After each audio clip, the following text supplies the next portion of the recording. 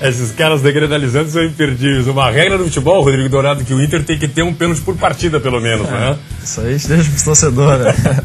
E essa camiseta aí, Sérgio? Vai brigar que tu trouxe pro programa isso aí, nada. Tu não fez isso aí pra nós. Manto sagrado. Bonita camiseta, hein? Vamos fazer o seguinte, ontem eu tentei colocar uma camiseta do Inter pro telespectador, mas ele errou.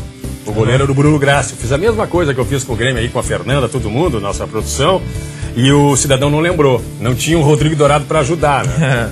Evidentemente. Então o Evandro, que ganhou, deve estar feliz, vai levar a camisa do Grêmio. E essa aqui do Colorado, acho que nós vamos entregar amanhã. Entregar não, nós vamos fazer um mata-morre, vamos fazer uma promoçãozinha aí para que o torcedor possa, né, disputar e ganhar esse presente aqui.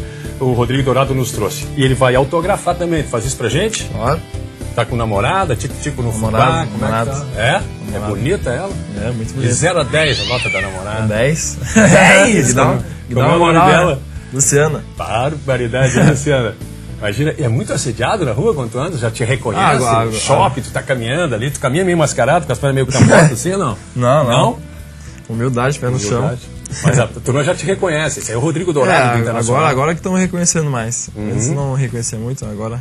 Dá pra prometer um título aí da Libertadores pro torcedor que tá te vendo aí, Rodriguinho? A gente vai buscar, a gente vai dar o máximo aí pra dar alegria pro nosso torcedor. Perfeito. Então nós vamos encerrar o programa. Toma a camiseta, meu amor, ele vai assinar pra gente.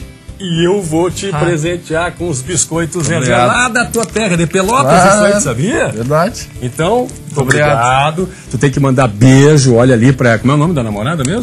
Luciana, telespectadores. Que tu quer fazer uma declaração de amor pra ela agora ou não? Não. Fala pra ela, eu te amo, diz alguma coisa assim. Não, deixa. Não? Deixa assim. Então faz assim, ó. Beijo. É padrão Débora de Oliveira esse aqui, tá? Que é a loira que apresenta aqui. Sim. Beijo, tchau.